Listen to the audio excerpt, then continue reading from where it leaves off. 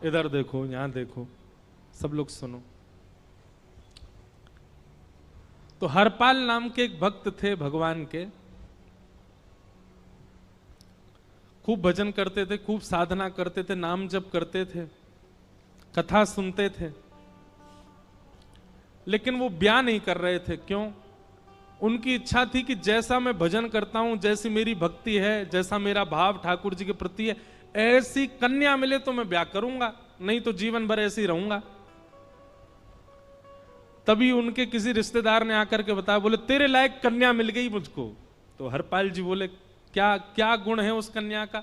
बोले उस कन्या ने शर्त रखी है, मैं उसी से ब्याह करूंगी जो रोज 1000 संतों को प्रसाद पवाता हो। हरपाल जी बोले, अब तो मुहूर्त भी नहीं निकलवाना, कल ही ब्याह करवा दो मेरा।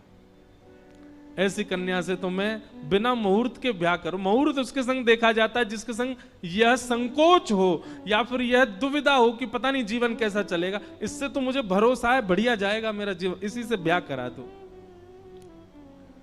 कन्या ने शर्त रखी, हरपाल जी हम आपसे ब्याह तो कर रहे हैं पर हमारी शर्त मंजूर है ना, रोज 1000 संतों को प्रसाद पवाना पड़ेगा।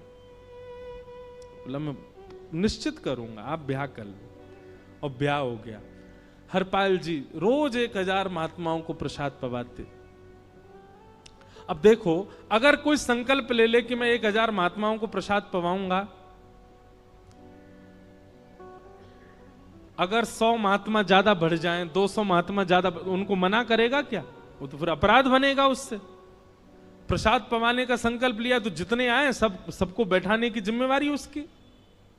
ऐसी कथा में भी होता है, कथा में जितने लोग आए सबका स्वागत होना चाहिए, सबके लिए स्थान पर्याप्त होना चाहिए।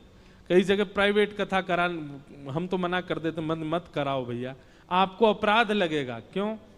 वैष्णव को पता चला कि कथा हो रही, वो सुनने आ गया, जगह नहीं मिली या फिर वो बैठ नहीं पाया, तो खाली रहे भले ही स्थान, पर फिर भी स्थान बड़ा रखो ताकि कोई भी आए तो कोई रहे ना कथा से, नहीं तो कथा कराने वाले को अपराध लगता है। वैष्णव बिना सुने चला गया। तो हरपाल जी ने नियम ले लिया, रोज 1000 महात्माओं को भोजन कराते। अब 1000 की जगह कभी कभी 1200 भी हो जाते, 1300 भी हो जाते, 1500 भी हो जाते, लेकिन हरपाल जी करते कुछ नहीं थे। कमाई का कोई जरिया नहीं था, केवल दादा परदादाओं की पुश्त से जो उनके पुश्तैनी धन था उसी को ही खर्च करते जा रहे थे। 1 साल तक बढ़िया चला, 1.5 साल बढ़िया चला, लेकिन 1.5 साल बाद धीरे धीरे धन खत्म होने लगा।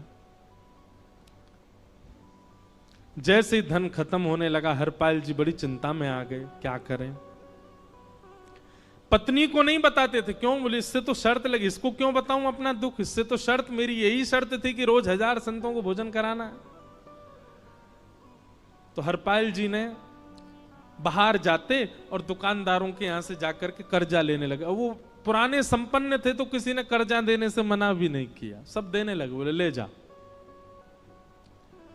इतना कर्जा कर लिया, 6-7 महीने तक कर्जे में भी उनके संत सेवा बंद नहीं हुई। 6-7 महीने बाद मांगने वालों ने मांगना शुरू किया, बोले हमारा दो, हमारा दो, हमारा दो। किसी का नहीं दे पाए तो पूरे नगर में ये हो गया कि भैया हरपाल जी अब पहले जैसी स्थिति में नहीं है, कर्जा इनको देना बंद करो, ये देते ही नहीं है पैसा लौटा करके।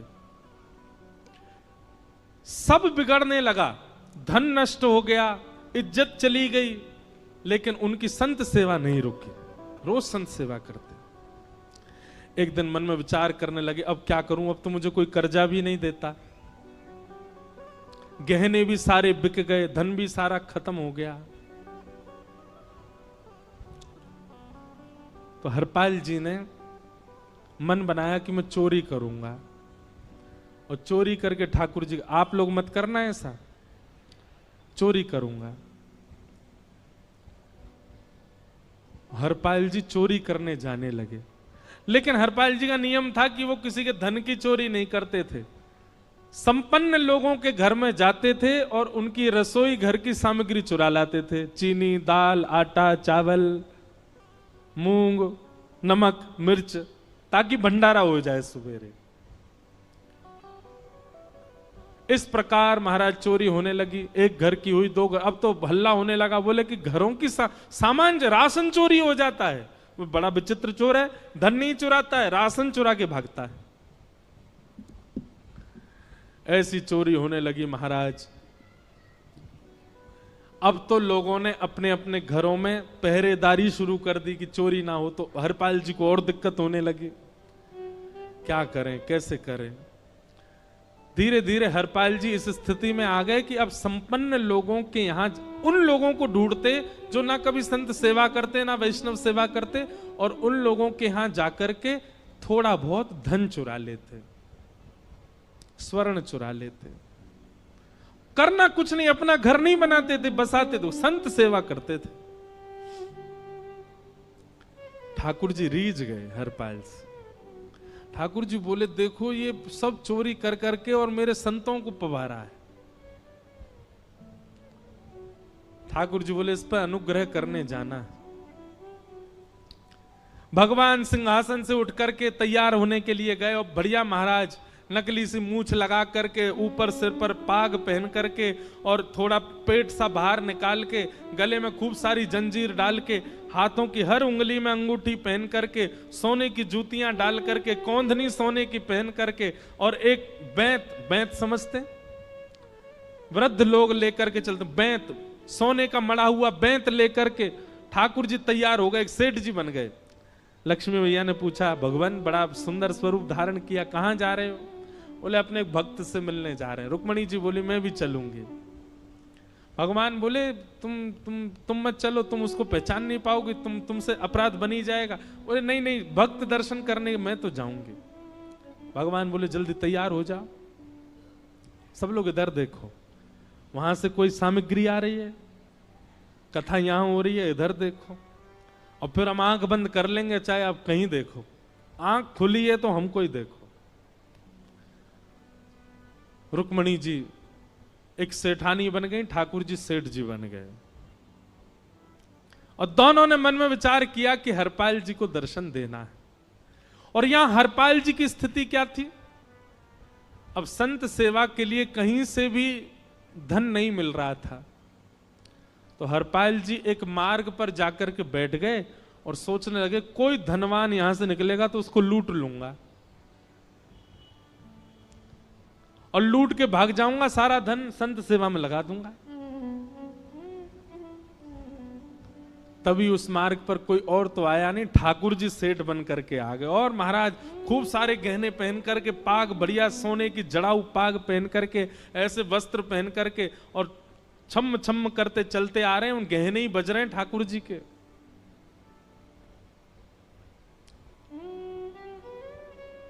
हरपाल जी ने जैसे नेत्र खोल करके देखा, ठाकुर जी के रूप यौवन और सबरी उनके श्रृंगार को देख करके हरपाल जी बोले, ये तो 1 साल के भंडारे की व्यवस्था आ रही है सामने से। इतने में ही सेठानी जी रुक्मणी जी भी आई, उनको ओहो, ये तो कम से कम 5-10 साल की व्यवस्था आ रही है। अगर ये दोनों लूट लिए जाएं तो 10 साल चोरी नहीं करनी पड़ेगी। देखो कितना धन संपन्न। हरपाल जी के बगल में जैसे ही ठाकुर जी पहुंचे, हरपाल जी बोले, भैया जय श्री कृष्ण, प्रणाम। ठाकुर जी तो नाराज हो गए, क्या भगवान का नाम बोलता है सुबह सुबह? तुम सब लोग बड़े पाखंडी हो, ढोंगी हो, और हमने सुना इस गांव में एक रहता है, वो चोरी डकैती करता है, और फिर कहते हैं संत सेवा करता है। ऐसी काय बात की चोरी भैया? करता तो चोरी है, भली उससे भली संत सेवा करता हो। नाम उसका हरपाल है, हम सब जानते हैं। भगवान का नाम मत लो हमारे सामने। हरपाल जी समझ गए, वो तो बिल्कुल भगवत विमुख है, इसकी तो एक अंगूठी भी नहीं छोड़नी मुझको, इसका तो सब लेके जाऊंगा। अगर ये बदले में जय श्री कृष्णा बोलता तो 1 गहना छोड़ देता है इसका में, पर ये तो इतना बिखर रहा है भगवान का नाम सुन के, इसका कुछ नहीं छोड़ूंगा, सब ले जाऊंगा।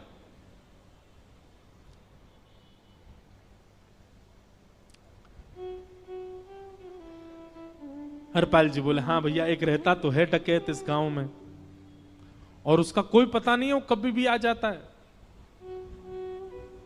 लेकिन एक मार्ग जंगल में होकर के है, उसमें गांव में नहीं जाना पड़ता। जंगल से गुप्त चुप निकल करके पूरे गांव पार हो जाएंगे, आप शहर पहुंच जाओगे। उसका रास्ता मुझे ही पता है। सेठ जी बोले तो तुम हमको पार करवा दो। हरपाल जी बोले मैं पार तो करवा दूंगा, लेकिन भगवान मेरे घर कुछ मेहमान आए हैं, उनके भोजन आदि की व्यवस्था के लिए मैं तो बाजार आया था, मेरे पे धन नहीं है। आप यदि मुझको कुछ दे देंगे तो मैं घर पर व्यवस्था करके आऊंगा, तुरंत आपको लेकर के गांव पार करवा दूंगा।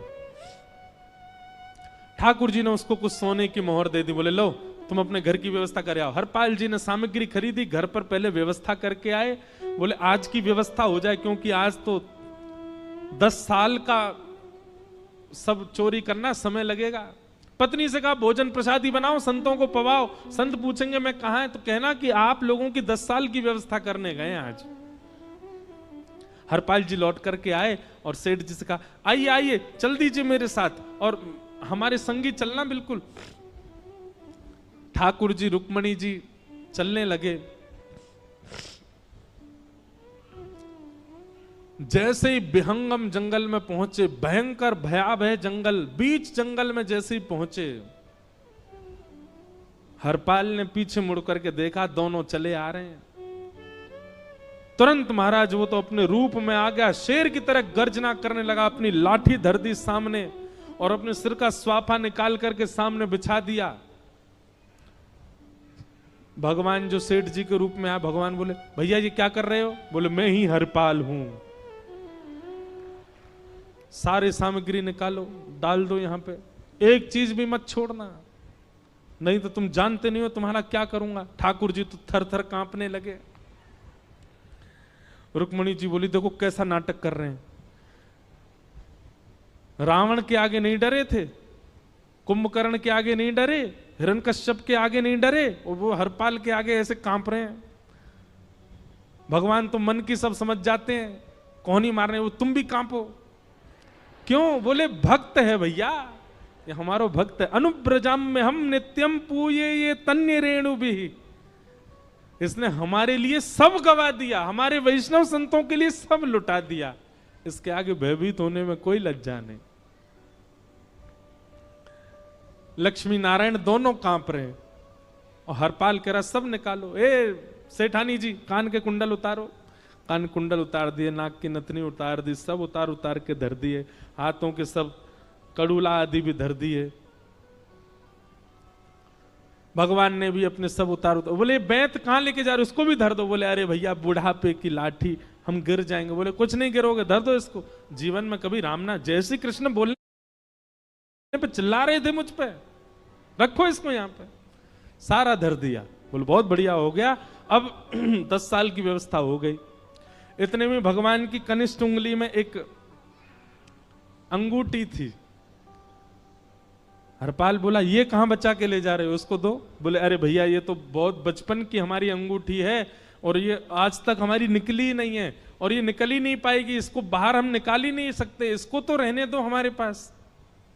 बोले तुम क्या जानो, इस अंगूठी से कम 1 हफ्ता संत भोजन होगा और तुम पे तो दया करनी नहीं है। चिल्लाए थे मुझ पे जय श्री कृष्ण बोलने पर, निकालो इसको। भगवान खूब प्रयास करें, वो नहीं करे तो हरपाल जी ने उंगली पकड़ी। बोले इसको काट देता हूं मैं, तुम्हारे पास उंगली रहने का कोई काम नहीं है, तुम उंगली से करते ही क्या हो। और महाराज जैसे ही उंगली पकड़ करके काटने का मन किया, वो काटने ही वाले थे, इतने में ही द्वारिकाधीश भगवान शंख चक्र गदा पद्म धारण करके प्रकट हो गए सामने। रुक्मणी जी महालक्ष्मी के रूप में प्रकट हो गई और दोनों ने अपने अंक में हरपाल को भर लिया।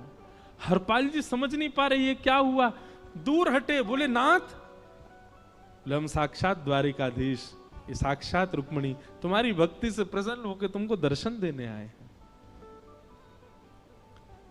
हरपाल जी घुटने के बल बैठ गए, रोने लगे, सर रख दिया चरणों में, पटकने लगे। बोले नाथ, मैंने अपने नाथ को लूटा, आज मैंने अपने स्वामी के साथ डकैती कर रहा था, मैं अपने स्वामी की उंगली काटने पर मजबूर हो गया था, इसका मतलब तो मैं पापी हूं। मेरा पाप इतना प्रचंड हो गया कि मैं आपके रूप को नहीं पहचान पाया। भगवान ने हृदय से लगा, नहीं हरिपाल, तुमने कभी अपने लिए प्रयोग थोड़ी किया। तुम्हारी पत्नी भूखे सो जाते हो, लेकिन संतों को भूखा नहीं जाने देते। ठीक है, उसके लिए भले ही तुमने वह गलत मार्ग अपनाया जो नहीं अपनाना चाहिए था, परंतु उसमें उद्देश्य कोई और तो नहीं था, मेरे जनों की सेवा ही तो थी, मेरे वैष्णवों की सेवा।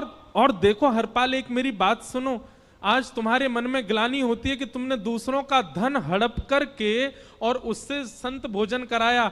वास्तव में इसका विधान शास्त्रों में यह बताया गया, जिसके धन से भोजन बना और संतों ने पाया, परोसा भले ही किसी ने भी हो, कार्यक्रम भले ही किसी ने भी कराया हो, पर धन जिसका लगता है पुण्य उसी को मिलता है। तुमने तो अपने गांव के, शहरों के उन लोग जो कभी संत सेवा नहीं करते थे, उनके धन चुरा चुरा करके उनको पुण्य बांटा है। तुमने कुछ गलत नहीं किया है। हां, अपने प्रयोग में यदि लेते तो पाप हो जाता, लेकिन तुमने तो एक रत्ती भी अपने प्रयोग में नहीं ली, सब संतों में लगा दी, और जितने लोगों का धन चुराया उन सबको पुण्य प्रदान कर दिया। हम तुमसे बड़े प्रसन्न हैं। हरपाल जी चरणों से लिपट गए, बोले नाथ आप बड़े कृपालु, बड़े दयालु। भगवान बोले अब हमने दर्शन दे दिया, अब हम जाएं। और सुनो, ये सारा धन हमने दिया है, 10 साल का नहीं होगा इससे। तो बोले जब तक तुम जीवित रहोगे तब तक की सेवा बनेगी, इससे संत सेवा चलती रहेगी। ये सारा धन आभूषण हम लेकर के इसीलिए आए थे ताकि तुमको अब कभी किसी से मांगना ना पड़े, किसी से हड़पना ना पड़े। भगवान जाने लगे तो हरपाल जी चरणों में गिर गए, बोले नाथ आज मैं आपके दर्शन कर पाया, मैं संत सेवा कर पाया, इसमें सबसे बड़ा योगदान मेरी पत्नी का है। उसने नियम नहीं बनाया होता तो शायद मैं कभी ऐसा नहीं करता। आप उसको दर्शन दिए बिना जाएंगे, मैं उसको क्या बताऊंगा? मैं उससे जाके कह भी नहीं पाऊंगा कि आप मुझे मिले, और उसकी वजह से आप मुझे मिले, वो कृपा कर उसको दर्शन दे दीजिए। ठाकुर जी बोले ठीक है। तुरंत लक्ष्मी नारायण भगवान ने छोटे छोटे बालकों का रूप धारण कर लिया और हरपाल जी की गोद में बैठ गए, और हरपाल जी अपनी गोद में लेकर के ठाकुर जी को घर पर आए, और आकर के अपनी अरे सुनो देखो कौन आए हैं। जैसे बाहर आकर के देखा तो नन्हे से ठाकुर जी, नन्ही से रुक्मणी जी गोद में बालकों की भांति बैठे हैं। बोले अरे इतने सुंदर सुंदर बालक। बोले बालक नहीं है, ये साक्षात जगन्नाथ भगवान, साक्षात रुक्मणी जी, साक्षात द्वारिकाधीश हैं। तुरंत ठाकुर जी अपने रूप में प्रकट हो गए और दोनों दंपति को दर्शन दे करके भगवान वहां से प्रस्थान कर गए। बोलो भक्त वत्सल भगवान। तो एक भक्त जीवन संगी का प्राप्त होना भगवत दर्शन तक ले जा सकता है आपको। अब जिनके ब्याह हो चुके हैं उनसे तो अब हम कुछ कर नहीं सकते, पर जिनके नहीं हुए हैं संभल जाओ, सुधर जाओ, ठाकुर जी से प्रार्थना करो, और प्रार्थना करके केवल एक ही चीज मांगो, क्या? हम गृहस्थी हैं नाथ, यह गृहस्थाश्रम है, हम इसमें आ चुके हैं, अब कृपा करके हमारे जीवन में जो भी आए वो आपका भक्त आए। लेकिन आपके अथक प्रार्थना करने पर भी ठाकुर जी ने यदि नहीं दिया तो भी चिंतित मत होइएगा। मीराबाई को भी नहीं मिले अनुकूल, करमेती बाई को भी नहीं मिले अनुकूल, सक्कू बाई को भी नहीं मिले अनुकूल पति,